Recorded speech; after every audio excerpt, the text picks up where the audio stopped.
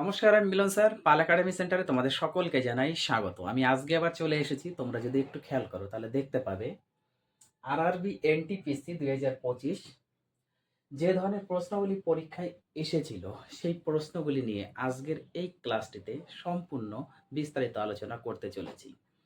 ক্লাসটি শুরু করার পূর্বে তোমাদের কাছে আমার ছোট্ট একটি রিকোয়েস্ট, যারা আমার চ্যানেলে নতুন দেখছো, এখনো পর্যন্ত সাবস্ক্রাইব করনি, তারা আমার চ্যানেলটিকে সাবস্ক্রাইব করে পাশে থাকা বেল আইকনটিকে একটু প্রেস করে দেবে। তাহলে চলো আর সময় নষ্ট না করে আমরা সরাসরি এবার কোশ্চেনের দিকে একটু চোখ রাখি। প্রথম যে কোশ্চেনটি দেখো কি বলেছে। ভার্নাকুলার প্রেস অ্যাক্ট কে বাস্তবায়ন করেছিলেন? ভার্নাকুলার প্রেস অ্যাক্ট কে বাস্তবায়ন করেছিলেন? সঠিক অ্যান্সার হচ্ছে লর্ড লিটন।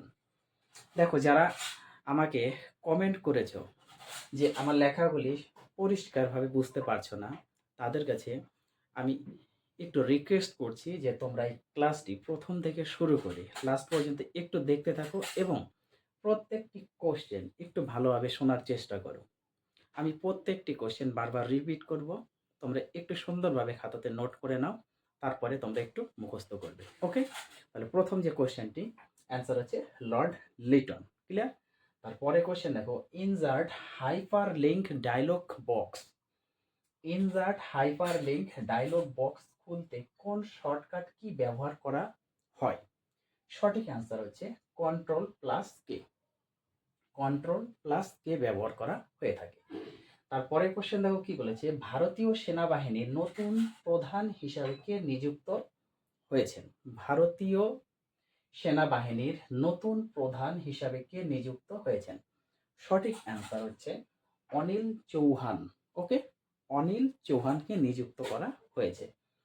তারপরে কোশ্চেন কি বলেছে, কোন মহাদেশ সম্পূর্ণরূপে দক্ষিণ গোলার্ধে অবস্থিত? কোন মহাদেশ সম্পূর্ণরূপে দক্ষিণ গোলার্ধে অবস্থিত? সঠিক অ্যান্সার হচ্ছে অস্ট্রেলিয়া। অস্ট্রেলিয়া হচ্ছে সম্পূর্ণরূপে দক্ষিণ গোলার্ধে অবস্থান করেছে। তারপরে কোশ্চেন দেখো, কোন ভারতীয় বিজ্ঞানীকে 2025 সালের নোবেল শান্তি পুরস্কারের জন্য মনোনীত করা হয়েছে? আরেকবার কোশ্চেনটি আমি রিপিট করছি, কোন ভারতীয় বিজ্ঞানীকে 2025 সালের নোবেল শান্তি পুরস্কারের জন্য মনোনীত করা হয়েছে? সঠিক অ্যান্সার রজনীকান্ত ভরদ্বাজকে। রজনীকান্ত ভরদ্বাজকে। ওকে, তারপরে কোশ্চেনে এসো, সুভাষচন্দ্র বসু কোথায় আজাদ হিন্দ ফৌজ প্রতিষ্ঠা করেছিলেন? সুভাষচন্দ্র বসু কোথায় আজাদ হিন্দ ফৌজ গঠন বা প্রতিষ্ঠা করেছিলেন? সঠিক অ্যান্সার হচ্ছে সিঙ্গাপুরে। সিঙ্গাপুরে সুভাষচন্দ্র বসু আজাদ হিন্দ ফৌজ প্রতিষ্ঠা বা গঠন করেছিলেন। তারপরে কোশ্চেন, সম্প্রতি কোন ভারতীয় শহরকে 2025 সালের ইউনেস্কোর সৃজনশীল শহর হিসাবে ঘোষণা করা হয়েছে? সম্প্রতি কোন ভারতীয় শহরকে 2025 সালের ইউনেস্কোর সৃজনশীল শহর হিসাবে ঘোষণা করা হয়েছে? সঠিক অ্যান্সার বারাণসী। বারাণসীকে ঘোষণা করা হয়েছে। তারপরে কোশ্চেন কি বলেছে, কুতুব মিনারের নির্মাণ কাজ কে শুরু করেছিলেন? কুতুব মিনারের নির্মাণ কাজ কে শুরু করেছিলেন? সঠিক অ্যান্সার হচ্ছে কুতুবউদ্দিন আইবক। এই কুতুবউদ্দিন আইবকই হচ্ছে কুতুব মিনারের নির্মাণ কাজ শুরু করেছিলেন। তারপরে কোশ্চেন দেখো, গোল্ডেন গ্লোব পুরস্কারে গোল্ডেন গ্লোব পুরস্কারে ভারত থেকে মনোনীত মহিলা পরিচালক কে? ভারত থেকে মনোনীত মহিলা পরিচালক কে? সঠিক অ্যান্সার হচ্ছে পায়েল কাপাডিয়া। পায়েল কাপাডিয়া। ওকে, তাহলে গোল্ডেন গ্লোব পুরস্কারে ভারত থেকে মনোনীত মহিলা পরিচালক হলেন পায়েল কাপাডিয়া। তারপরে কোশ্চেন, অশোকের শিলালিপিটি কে প্রথম পড়েছিলেন? অশোকের শিলালিপিটি কে প্রথম পড়েছিলেন? সঠিক অ্যান্সার হচ্ছে James Prinsep. James Prinsep. Okay, James Prinsep. তারপরে কোশ্চেন, সম্প্রতি 2025 সালের জন্য ভারতরত্ন পুরস্কার কে পেয়েছেন? সম্প্রতি 2025 সালের জন্য ভারতরত্ন পুরস্কার কে পেয়েছেন? M S Swaminathan. M S Swaminathan. দেখো, তোমাদের প্রত্যেকটি কোশ্চেনে 4টে করে অপশন থাকে, চারটে অপশনের মধ্যে এই কোশ্চেনের সঠিক অ্যান্সার হচ্ছে MS স্বামীনাথন। ওকে, তারপরে কোশ্চেন, কোন নদী বিশ্বের দীর্ঘতম নদী? কোন নদী বিশ্বের দীর্ঘতম নদী? বিশ্বের দীর্ঘতম নদী হচ্ছে নীলনদ। নীলনদ হলো বিশ্বের দীর্ঘতম নদী। তারপরে কোশ্চেন, সম্প্রতি ইসরোর চালু হওয়া মানববাহী মিশন কোনটি? সম্প্রতি ইসরোর চালু হওয়া মানববাহী মিশন কোনটি? সঠিক অ্যান্সার হচ্ছে গগনযান মিশন। গগনযান মিশন। কোশ্চেনগুলো কিন্তু তোমাদের রিপিট হচ্ছে। পরবর্তী শিফটে যাদের এক্সাম আছে তাদের কাছে রিকোয়েস্ট করছি তোমরা এই ক্লাসগুলি একটু মন দিয়ে প্রত্যেকটি কোশ্চেন তোমরা একটু রিভাইজ দিয়ে যাও। আমি যে ধরনের কোশ্চেনগুলি আপলোড করে চলছি বা যে ক্লাসগুলি আমি দিচ্ছি এই ক্লাসগুলি একটু দয়া করে দেখো, তোমরা অনেক কোশ্চেন রিপিট পাবে। তারপরে কোশ্চেন দেখো এসো, 2011 সালের আদমশুমারি অনুসারে সর্বাধিক শহরে জনসংখ্যা রয়েছে। 2011 সালের আদমশুমারি অনুসারে সর্বাধিক শহরের জনসংখ্যা রয়েছে, মানে কোন শহরে সর্বাধিক জনসংখ্যা রয়েছে 2011 সালের আদমশুমারি অনুযায়ী? সঠিক অ্যান্সার হচ্ছে দিল্লি ও কেরালা। দিল্লি ও কেরালা এই দুটো শহরে হচ্ছে সর্বাধিক জনসংখ্যা রয়েছে, সেটি 2011 সাল অনুযায়ী। তারপরে কোশ্চেন, SEBI মানে সেবি বর্তমানের অধ্যক্ষকে, সেবি এর বর্তমান অধ্যক্ষকে? সঠিক অ্যান্সার হচ্ছে তুহিন কান্ত পান্ডে। তুহিন কান্ত পান্ডে হচ্ছে সেবির বর্তমান অধ্যক্ষ। তারপরে কোশ্চেন, তৈমুর লেইটে পুরস্কার কে পেয়েছেন? সরি হচ্ছে তিমুর হবে, তৈমুর হবে না, তিমুর। তিমুর লেইটে পুরস্কার কে পেয়েছেন? তিমুর লেইটে পুরস্কার কে পেয়েছেন? সঠিক অ্যান্সার আছে দ্রৌপদী মুর্মু। দ্রৌপদী মুর্মু হচ্ছে তিমুর লেইটে পুরস্কার পেয়েছেন। তারপরে কোশ্চেন দেখো, রাজস্থানের রাজ্য পাখি কি? রাজস্থানের রাজ্য পাখি কি? রাজস্থানের রাজ্য পাখি হলো প্রেট ইন্ডিয়ান বাস্টার্ড।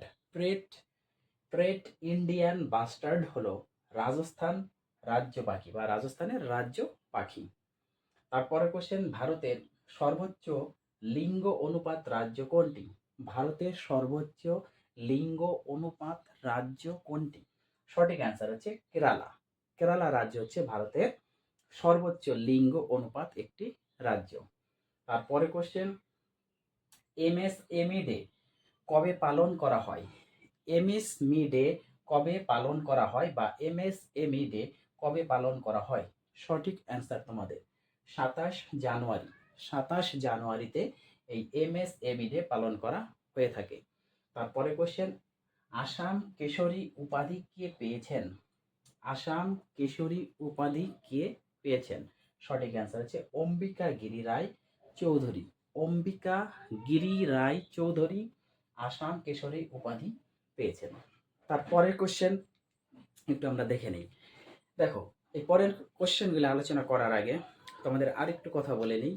তোমাদের যদি ক্লাসটি সকলের ভালো লেগে থাকে তাহলে অবশ্যই লাইক করতে কেউ ভুলবে না, এবং যাদের কোনো রকম যদি সমস্যা হয়ে থাকে তাহলে আমাকে অবশ্যই কমেন্ট বক্সে একটু কমেন্ট করে তোমরা জানাবে যে কোথায় তোমাদের কোন জিনিসটিতে সমস্যা হচ্ছে বা কোন জিনিসটি বুঝতে সমস্যা হচ্ছে, আমাকে একটু কমেন্ট করবে। ওকে, দেখো তারপরে কোশ্চেন কি বলেছে, চাপের সূত্রটি হলো, তার মানে চাপ ইকুয়াল টু কি হয়? চাপ ইকুয়াল টু হচ্ছে প্রযুক্ত বল মানে বল বাই ক্ষেত্রফল। বল বাই ক্ষেত্রফল মানে একক ক্ষেত্রফলের উপর যতটা বল প্রয়োগ করা হয় সেটাই হচ্ছে তার চাপ। ওকে, তার মানে চাপ সমান সমান বল বাই ক্ষেত্রফল। তারপরে কোশ্চেন, ভোলানাথ সিং কোন বিদ্রোহের সাথে সম্বন্ধিত? ভোলানাথ সিং কোন বিদ্রোহের সাথে সম্বন্ধিত? সঠিক অ্যান্সার হচ্ছে তমার। তমার নামে এক বিদ্রোহ, সেই বিদ্রোহের সাথে এই ভোলানাথ সিং সম্বন্ধিত বা সম্পর্কিত। তারপরে কোশ্চেন দেখো, 2029 সালের মধ্যে ভারতের আনুমানিক এই যে জিডিপি কত?